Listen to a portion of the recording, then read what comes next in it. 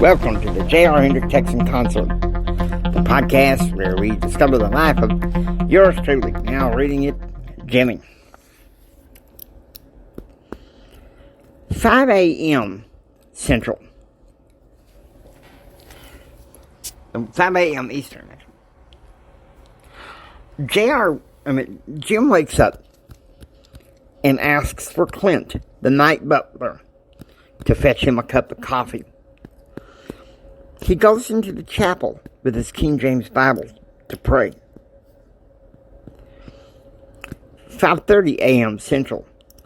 The Hendrick party in the hotel room just woke up when there's a knock at the door. It's Brent's father. "Now you boys hurry up on downstairs.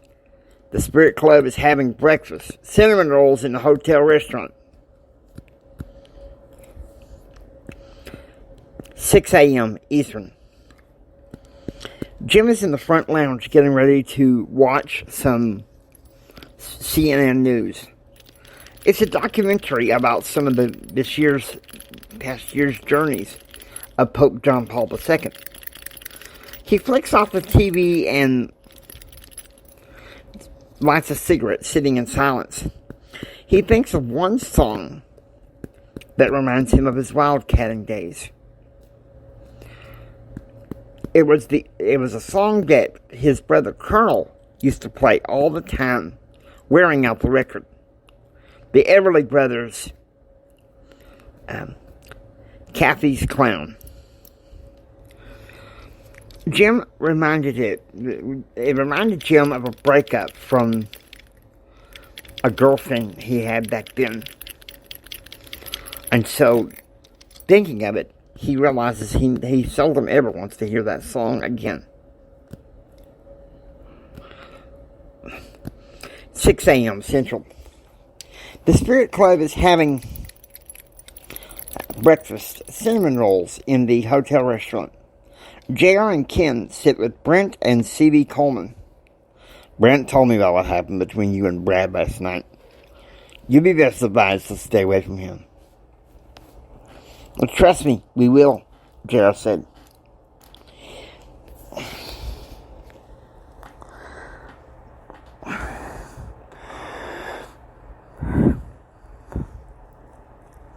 "10 a.m.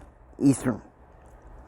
On Air Force One, President Clinton is meeting with Bob Cooney and Erskine Bowles.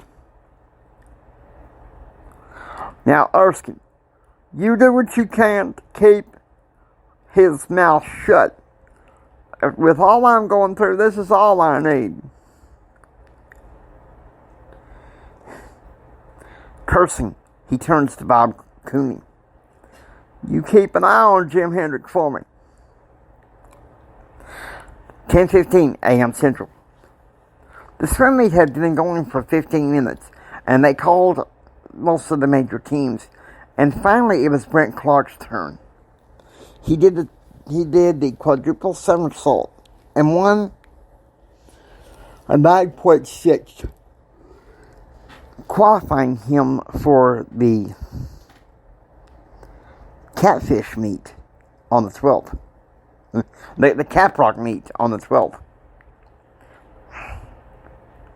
Charlie Nation went and dove the triple Lindish and made an 8.4, also qualifying. 1 p.m. Central. It's now time for JR's qualifying heat, and so he makes his way to the last lane near the stairs and the wall inside the pool. "On your mark, get set," a female announcer said. When the buzzer went off, JR swam with all his might. He could hear his grandma Elizabeth cheering for him in the stands. He swam so hard and did so well that he won first place in his qualifying heat.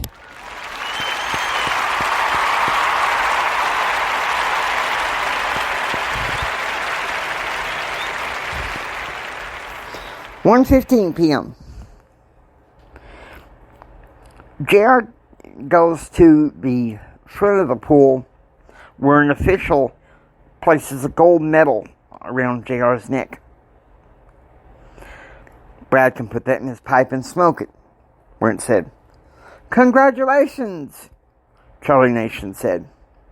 At the same time, in his office in Washington, D.C., at his desk with Claude, newly arrived, just sitting on the couch, Jim receives a call from Carla.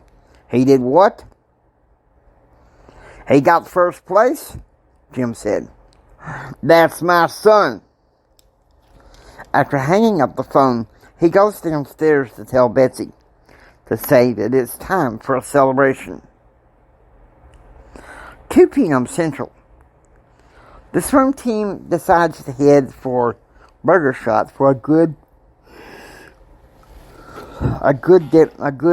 lunch. 3 p.m. The team is still at Burger Shot when Jennifer Bowers walks over to JR. "You were wonderful," she said. I needed that. I needed to win that so that I could show myself that I could conquer my problem with Brad. You know, when I heard what Brad did to him last night, I tore him a new one, Ken said. No one should disrespect us like that. I think during his junior year, JR needs to stay away from Brad as much as possible. Well, I, for one, tend to agree.